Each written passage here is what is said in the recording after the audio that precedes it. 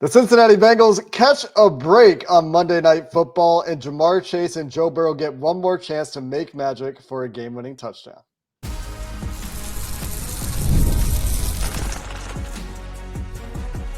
You are Locked On Bengals, your daily Cincinnati Bengals podcast.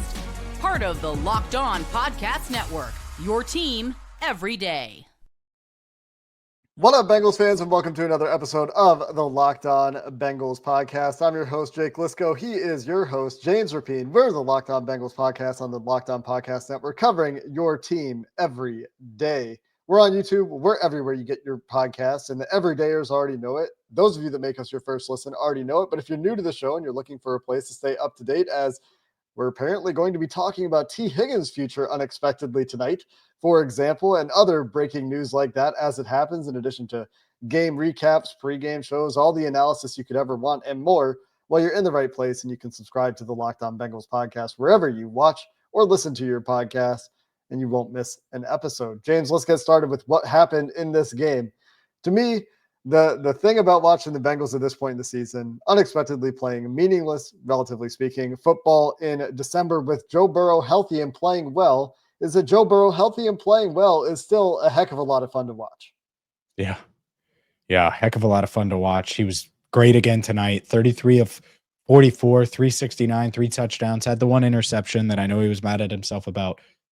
But overall, what more can you ask for from Joe? I mean, he's playing at such a high level, moving well in the pocket, navigating, throwing while getting hit, and accurately just seeing the field at a high level, the ability to extend a play and give his receiver, Andre Yosevach, just an extra half second to get open and into a window. Or obviously Ja'Marr Chase, who had 14 catches for $177 and 2 touchdowns. Just video game numbers from these two guys.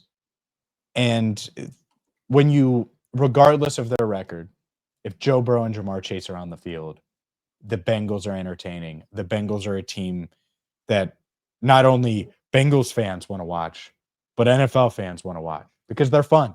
They're entertaining. And they certainly delivered on that. Joe said he wanted to be entertaining on Monday Night Football. He was. And they found a way to get a win, 27-20. I think a lot of that obviously has to do with Joe and Ja'Marr. You mentioned the luck that was involved. But I will give them credit. This to me is their first, and I know they're 2-7 in one-score games technically this year, but this was their first one-score game win that I count, because that Cleveland game, they were up by multiple scores and gave up a garbage time touchdown. This was tied with 2 minutes to go, and they took advantage of a lucky break and were able to score the game winner with 1:01 left. The kinds of lucky breaks they haven't had this year. Instead, they've had mishandled snaps and holds and missed kicks, and they've had pass interference penalties. Wait. and tonight, they have a punt block that after it's blocked doesn't even travel to the yard to gain for the first down, which is the most hilarious part about all of it to me. The punt didn't even travel far enough for if it had been a completed pass to Muma Jongmeta, who recovered the fumbled or muffed kick, I guess technically it was, after the block. It wouldn't have been a first down, but because of the rules on block kicks and then touch kicks after a punt and all these things, it's a Bengals first down. So yeah, you get a lucky break there, and maybe they shouldn't win if they don't get that lucky break. But in a year where, as Joe Burrow said after the game, they haven't really gotten a lot of breaks like that, it was nice for him and for the team to get one. And then they take advantage of it immediately and go score a game-winning touchdown and put Dallas in a very difficult situation with Cooper Rush at quarterback, who wasn't playing well tonight, despite all the hemming and hawing over Cooper Rush last week. He's not that good at quarterback. From you. Turns out. Yeah, from me. It was a joke mostly. Like, it's tongue-in-cheek. People get it. And he had the one nice throw early in the game when Mike Hilton can't stay with CeeDee Lamb on the corner route in the end zone. But he's missing a lot of throws late in the game. Anyway, point is, where we started this is what was fun tonight was Joe and Ja'Marr and Chase Brown too. I'll put in the conversation, but Ja'Marr Chase with 14 catches gets back to the top of the NFL in receptions in this game. He leads Brock Bowers, who is second in his rookie year with 87 catches. Ja'Marr is now at 93. He is atop the leaderboard, obviously, in yards as well, where he only trailed Justin Jefferson going into this game, and he's well ahead of Justin Jefferson after this game. And he adds on to his touchdown lead, where going into this game, he already had a 4-touchdown lead over Amon-Ra St. Brown and Terry McLaurin at 13-9, and he adds 2 touchdowns to that tally to get to 6. So in his quest for the Triple Crown, which is one of the cooler stories that we can follow for the rest of the year, in addition to how Joe Burrow is playing and the storyline that is now emerging around Joe Burrow, Ja'Marr Chase, and Tee Higgins talking about their future together with the Bengals as a trio that we'll get to a little bit later in the show. Ja'Marr Chase with a big game, big effort to get back on top of those Triple Crown standings. And I'm in favor, James. Give Ja'Marr Chase 20 targets a game going forward. It is fun. And that is what matters to me the rest of the year. Yeah, it's a lot of fun in the way they were getting him involved. I mean, a lot in a lot of different ways, and he had so much space. And that was the thing that was unique tonight, I thought, is a lot of times he's on the boundary, just wide open, and just catch and run out of bounds, or there's a guy in his way, and he makes a guy miss, and then there's 3 more Cowboys there, and he was able to avoid big hits. If you're giving him that kind of volume, and there could have been 1 or 2 more catches in there for sure. Yep. But he's at 1,319 yards on the year, 93 receptions, 15 touchdowns. He's 2 away from tying Carl Pickens for the Bengals all-time lead with 17 receiving touchdowns in a year. I'll say this. I told Ja'Marr, when would I have talked to him? It would have been Friday. So it would have been Friday. And I said, you're 7 touchdowns away from 20. I was like, get to 20. Because if we're doing this, if we're having this fun, I might as well partake, right? And everyone's talking about the Triple Crown. How many receivers, and I haven't looked this up, but I should have, get 20 touchdowns in a season? That's really, really hard to do. And it's going to be hard for him to do. He's got to score 5 over the next 4 games. But he has 8 touchdowns in the past 4 games. He had 3 against Baltimore, had 1 against the Chargers, 1 against the Steelers, and then 2 on Monday Night Football against the Cowboys. So he's or 7. He's had 7 in 4 games. Anyways, bad math. Point is, he's had a lot. So if you get 5 in 4 games, it's certainly doable with the volume they're giving him, the way Joe's throwing the ball. He's got a shot, and it's a lot of fun. So not only is the win awesome, Joe and Ja'Marr are awesome, but then to your point, the other Chase Brown. I do have an answer for you on the number of receivers in NFL history to go 20? to 20 or more touchdowns in a season. Yeah, go. That is Randy Moss with 23 in 07. Yep. And Jerry Rice top 20. There you go. In his career, at least Get once. to 20. So, Get to 20. That's a more exclusive club than the Triple Crown club. Is it? Get to 20 touchdowns. Yes. I don't know how many times has a Triple Crown happened. Do you know that off the top? He would be the 3rd guy since 92. I think there's been 5 total in NFL history. He would join Steve Smith and Cooper Kupp since 92, but I think there's been a couple more to where he'd be the 5th guy to do it in league history. So it's still exclusive, but 20 touchdowns is Randy, Rice, and it could be Ja'Marr. And that's Randy Moss in 07 with 23, Jerry Rice in 87 with 22. And unfortunately, it's not 2027. We could have kept up the every 20 years trend here, but well, he could do it in 27 as well. But get it this year. Get it this year too. And I hope he does. I think that one thing I would say to Bengals fans is it's okay to enjoy a win like this. It's okay to enjoy oh my God, Joe and Ja'Marr are awesome. We know the situation. They know the situation. It doesn't mean they're not going to want to go down swinging. And talk about draft and coaches and all that stuff, and we're going to. But tonight was fun, and it was fun to watch those guys. Fun primarily because of those offensive weapons we're talking about. Let's get to Chase Brown coming up in just a minute. Some other thoughts on the game, and we will, I promise, get to Joe Burrow's comments about Tee Higgins. We'll give some preliminary thoughts there. This is going to be something now that we're talking about for the rest of the season. Joe Burrow either applying pressure to the Bengals front office with his platform, talking about Tee Higgins' future, or knows something we don't, We'll get to that a little bit later in the show. We're going to wrap up the game and takeaways from the Bengals Monday Night Football win in Dallas coming up next. Today's show is brought to you by IceShaker, IceShaker.com. What am I holding in my hand? Oh, if you're looking on YouTube, you can see it. This beautiful Bengals Ice Shaker. And it doesn't matter if you work out. It doesn't matter if you are drinking some kind of powdery, whether it's pre-workout, whether it's any kind of protein shake, whether it's anything like that. Maybe it's electrolytes in the morning.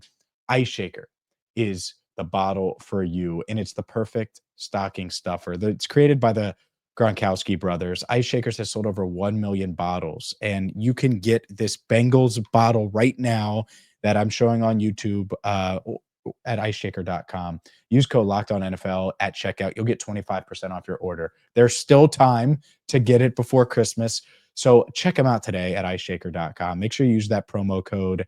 And it has a built-in agitator that works as a strainer as well. So it's perfect for mixed drinks, for tailgating. Maybe you're going to Nashville this week, or you're planning to go to the Bengals-Browns game or Bengals-Broncos game.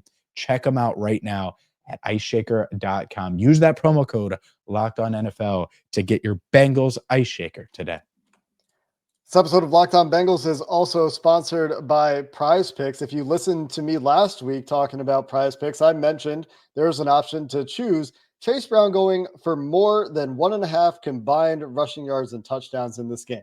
He hit that mark. And if you would have picked that more as part of your picking 2 to 5 players to win up to 200 times your money with Prize Picks, daily fantasy done right, you could have cashed out in Monday Night Football's contest. And whether it's football, basketball, or any of your favorite sports, Prize Picks makes your holidays bigger and brighter. Like I said, you can win up to 200 times your money on Prize Picks this holiday season. They're giving away $30 million+ in Picksmas and offering 2 free picks in December. They make it super easy to cash out. You can get your money in as few as 15 minutes. So you can go check out their options this week. Daily fantasy done right with Prize Picks, where you can use code LOCKEDONNFL. That's code LOCKEDONNFL to get $50 instantly after you play your first $5 lineup with Prize Picks. Run your game. All right, Jake, let's get to Chase Brown really quick. 6 receptions, 65 yards, and a touchdown. Also had 58 yards rushing, averaged over 4 yards a carry, averaged, let's see here, 10.8 yards per reception. The 19-yard touchdown, by the way, was just bursty. Nice explosiveness. The hands are working, Jake. I like everything I'm seeing from Chase Brown right now. Yeah, Joe Burrow talked about him after the game too, was really pleased with the way we've seen him develop over the course of the year, using him as a receiver. They targeted him on a go ball essentially against Deron Bland, against a pretty good corner. It didn't end up in a completion, but that tells you about where Joe Burrow's confidence is in Chase Brown as a receiver, essentially targeting him on an end zone go route, deep ball, one of his 2 deep balls in this game against a pretty good corner in Deron Bland. So a huge development from him this year, where one of the things I've talked about this year, something that they, or going into this year, maybe early this year, something that they might have been missing with the departure of Joe Mixon was the running back production in the receiving game. They got a little bit from Zach Moss this year. It was similar from a numbers perspective on a per catch basis to what Joe Mixon provided for the Bengals offense, but Chase Brown certainly provides a different element there. That explosiveness that they wanted from their running game, from their running back, is really showing up with Chase Brown at this point. And that showed up in the run game too. He was running into brick walls for a lot of this game, but he also busted off some nice, 8 to 10 yard runs in this game. His long in the game was just a 10-yard run. So he didn't really take the top off of the defense as a runner, but he did piece together a number of big enough runs that the run game was a useful part of the offense tonight. It wasn't just Chase Brown running into brick walls for 2 yards for every single play. And when you talk about the night that Ja'Marr Chase had, in the season that Ja'Marr Chase has had, and we talk about weapons in this offense, currently pretty tight for number 2 on receptions on the Cincinnati Bengals between Tee Higgins and Chase Brown. Chase Brown second on the team in targets tonight. He had 8 targets, second to Ja'Marr Chase's 18. No one else went over 5. Andre Yosevach and Tee Higgins with 5 each. So a very heavy volume day for Chase Brown and for Ja'Marr Chase, but Chase Brown ends up with 20 catches and carries combined for well over 100 yards of offense. So this is a nice piece that has continued to get better throughout the course of the season. A player that you can point to and say he has developed. I thought Andre Yosevich was also good in this game, by the way, just to shout him out really quick as a wide receiver 3. This is 2 weeks in a row where he's still playing like Andre Yosevich and is the Andre Yosevich we know, but he's piecing together these impactful but not necessarily high volume games in the last couple of weeks. And doing that on a consistent basis could really solidify his position as the third wide receiver on this team. But it's nice to see Chase Brown in particular stepping up into a feature back role, especially because you're seeing the pass protection come along as well. And he's truly taking that leap into showing that he can be a 3-down back for you in the future, if that's what they want him to be. Yep, no doubt. And he's really been as consistent, and this includes T, because of tonight, as steady over the past month as anyone on the team. Now, T's been awesome until tonight, I would say, but really like what I'm seeing from Chase Brown, and the fact that he can be that extension and kind of safety net at times for Joe Burrow. Earlier in the pod, I was talking about how Burrow going off platform and being hit and still making accurate throws. One of the throws early where he flips it to Chase Brown on the Bengals' first touchdown drive. I mean, that's a huge play. And Chase in space, he's so fast and able to get upfield quickly. And it's really fun to see him operate and just kind of evolve, like you said. And look, he was a really experienced runner coming out of Illinois. And I think that he had to adjust to life in the NFL, adjust to the game. I know the veterans were impressed with him in training camp and certainly going into training camp during the offseason program.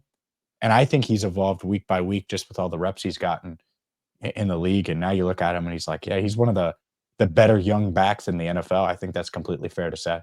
And I think it's impressive that he's doing it behind this offensive line, which, to their credit, they did get some movement on some of those runs today. It wasn't all negative stuff, especially in the run game. There were some plays where they actually got some movement in this game, and they were able to use some of the Cowboys' tendencies against them, I think.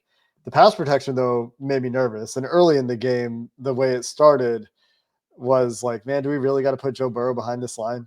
And it was open season on Burrow in this game, James. I mean, the face mask wasn't called, the late hit from Micah Parsons, where nobody goes over and cleans Micah Parsons up, as a theme that we've talked about throughout this season. Yeah. Go ahead. You're ready. You're ready to jump in. Yeah, I tweeted that clip. I know people are frustrated. I know people have tagged some Bengals offensive linemen. It's one thing for the flag to not get thrown on the Micah Parsons hit. The penalty or lack of a penalty on the face mask. All eyes are on Joe. Like how does that not get flagged? And how is no one? He hurts his knee on that play, by the way, because of the face mask. Yeah, of course, because of the face mask. Yeah. It doesn't get penalized. And then after that, Micah Parsons takes that shot on him. How is no one running into Micah there? Mm-hmm. How is no one getting mad or annoyed that every defensive player, and it's going to happen this week, better believe Jeffrey Simmons and Tavondre Sweat and those Titans defensive linemen, they're going to say, oh, well, we're going to lean on 9. We're going to make 9 feel us. I hate it. I hate it, Jake. It is my biggest pet peeve and literally of this team. Worse than it bothers me more than Geno Stone taking a poor angle, even though I thought he played okay tonight. It bothers me more than no one being able to get to the opposing quarterback. Like, this is such a basic thing. Don't let people lean on Joe Burrow more than they're allowed to within the rules. And if they try to bend them a little bit, don't let them, or let them know that you're going to lean on them back. And it doesn't feel like anyone thinks that right now. No, it's very frustrating to watch that kind of reaction or lack thereof. We've talked about it, feels like, for at least 10 weeks now. Yeah, it's been a while. Like, maybe not the very start of the season. It might not have been something that we noticed right away, but it's definitely, as the season's gone on, It's a difficult spot to be. I understand not wanting to get a penalty and having that mentality and all those things, but Mm. you also aren't protecting him well enough. And he's managing muddy pockets, as we've talked about on this show quite a bit, at a very, very high level this year, putting together some very fun football to watch. So at least we have that. We will have that going forward. We'll also have this Tee Higgins conversation coming up in just a minute, thanks to Joe Burrow's comments after the game. We'll dive into that to finish up the show coming up next. Today's show is brought to you by FanDuel. FanDuel is America's #1 sports book. FanDuel has the Bengals as road favorites for a second straight week. By the way, a lot of people think, oh, well, the Bengals, they shouldn't be 5.5-point favorites against the Cowboys. Well, they not only won, but they covered. Yeah, they did. And it is something that, who knows, maybe they'll be able to do it again in Tennessee where they opened as 5-point favorites. I'm sure that line might have switched a little bit, changed up. That's why you got to get to FanDuel.com right now, because whether it's money lines, whether it's same game parlays, whether it is anything and everything you could think of prop bets wise, FanDuel is going to have you covered, from the NBA to the college football playoff to certainly the NFL. And right now, you'll get started with $150 in bonus bets if you win your first $5 bet. All you have to do is go to FanDuel.com today. Again, FanDuel.com, and you'll get started with $150 in bonus bets if you win your first $5 bet. That's FanDuel.com. Never waste a hunch and make every moment more with FanDuel, an official sportsbook partner of the NFL. As we dive into this Tee Higgins conversation, we haven't mentioned the defense even once. So just a very quick thought there. Shout out Trey Hendrickson for finishing the game with that sack and putting the defense in a winning position. The Bengals making plays after afforded the botched block punt opportunity to win a game at the end of the game. Nice to see them finish on both sides of the ball. And a couple other quick notes that we'll dive into more throughout this week. Myles Murphy with 34 snaps to Sam Hubbard's 21 this week. Joseph Ossai getting quite a bit of work inside, including a clean sack against Tyler Smith. Some interesting notes there. Jordan Battle once again playing a lion's share of the snaps, 52 snaps for him on defense, and some interesting rotations. Muma Jongmeta does get into the game late in the game with 3 snaps.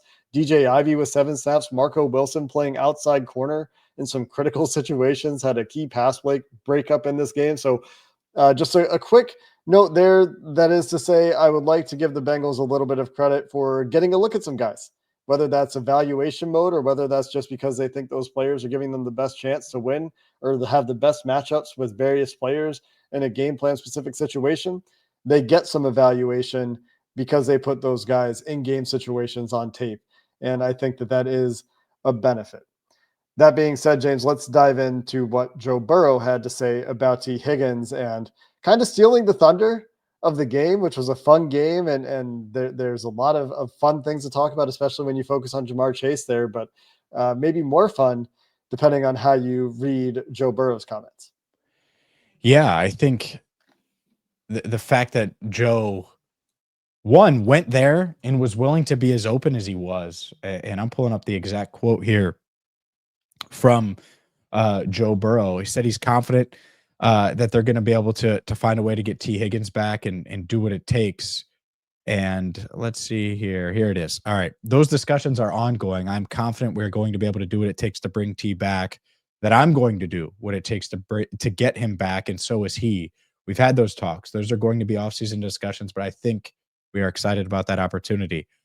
Why is Joe so confident? Given what's happened, quote, we'll see.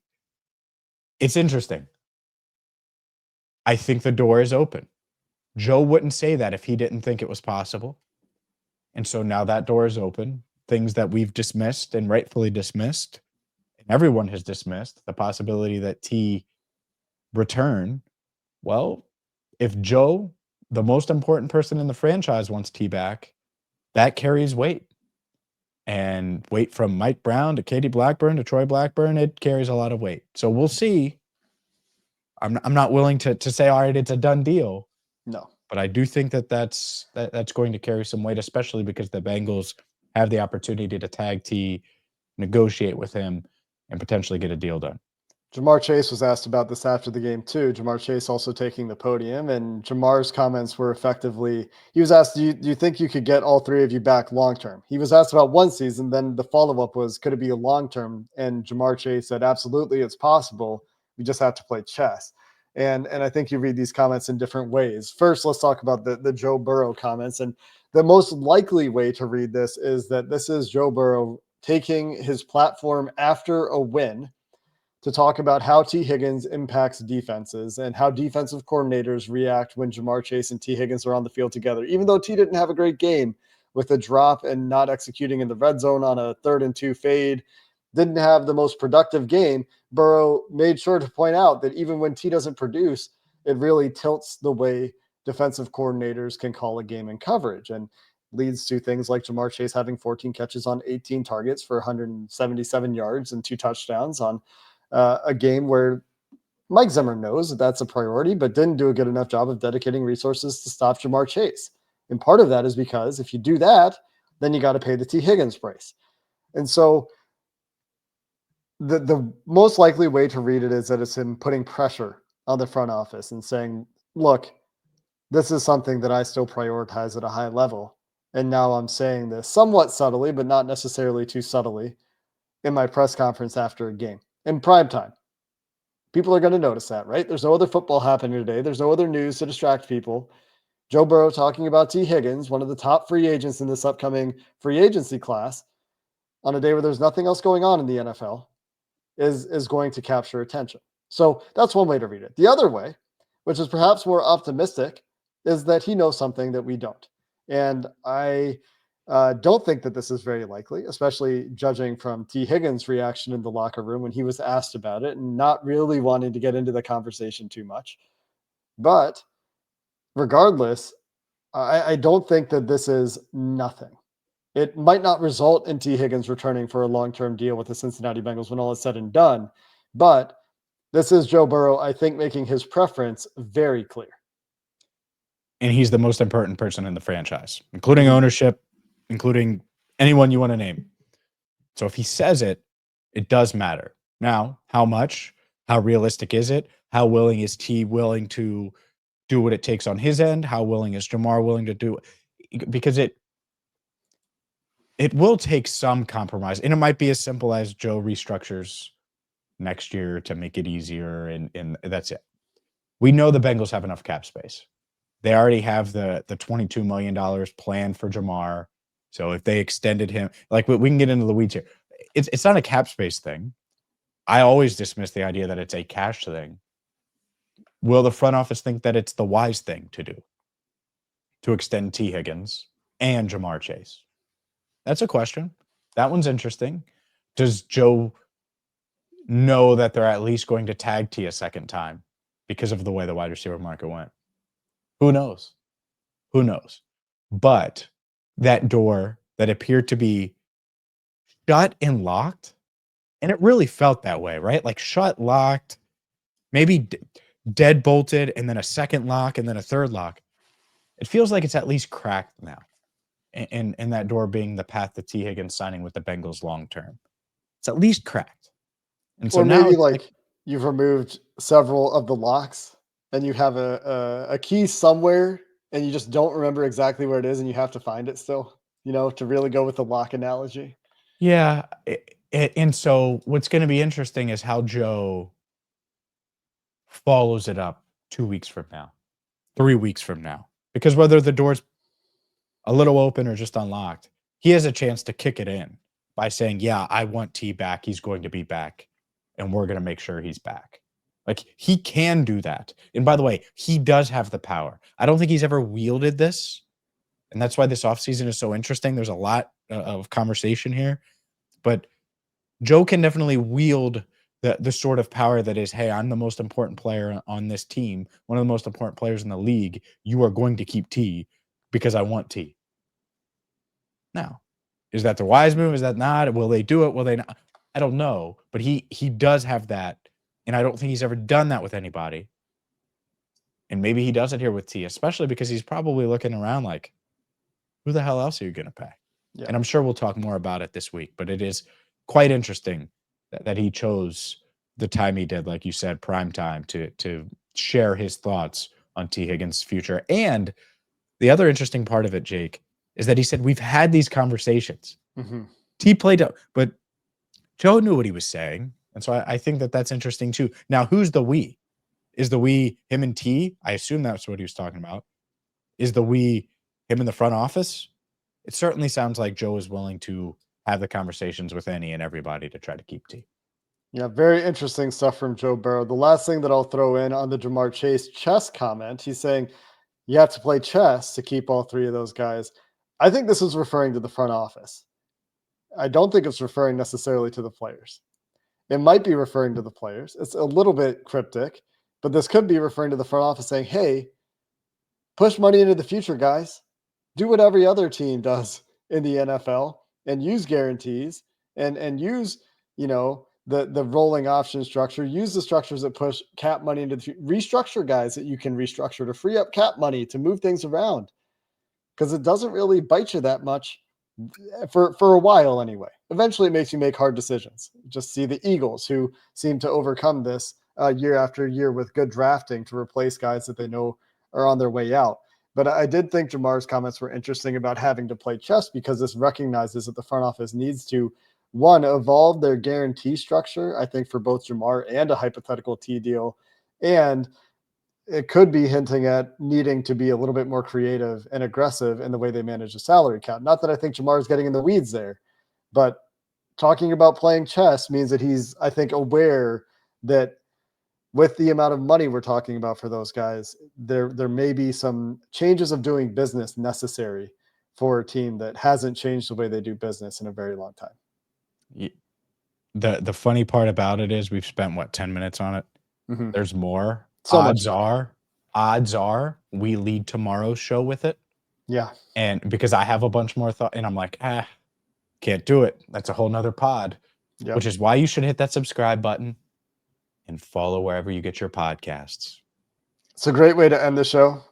I'm just thinking about how everyone's probably real upset right now that we're not talking about how the Bengals aren't tanking and this is a meaningless win. And there's definitely fans out there thinking that. For those of you that are curious, we'll also cover tomorrow for at least 20 seconds where the Bengals would be picking in the NFL draft if the season were to end today. Because some people asked for a weekly update on where the Bengals will be picking if the season ended today. And I think that's a good idea. So we'll give you that weekly update. It might only be for 30 seconds, but we'll give you that update tomorrow as well. Until then, the Bengals win. They move to 5-8. Thanks for listening to the Locked On Bengals podcast. Hoo day, and have a good one.